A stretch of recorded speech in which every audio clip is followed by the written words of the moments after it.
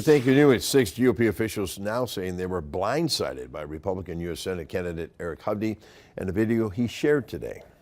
Since last Wednesday, numerous parties have reached out to me about voting inconsistencies, such as certain voting precincts in Milwaukee having turnout of over 150% of registered voters, and in some cases over 200%.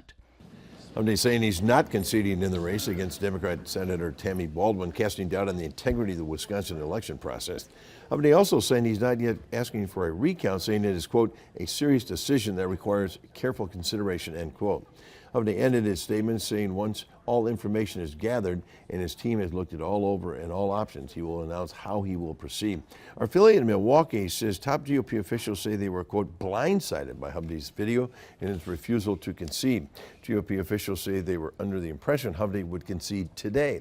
Senator Baldwin's camp responding today to the Post saying, quoting, now Eric Hovde has stooped as low as a politician can go, sowing doubt about our very democracy.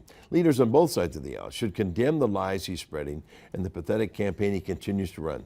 Tammy Baldwin has won this race, and there's only one thing for Eric Hovde to do, concede, end quote. As we reported, Baldwin won the race by a slim margin of less than 30,000 votes.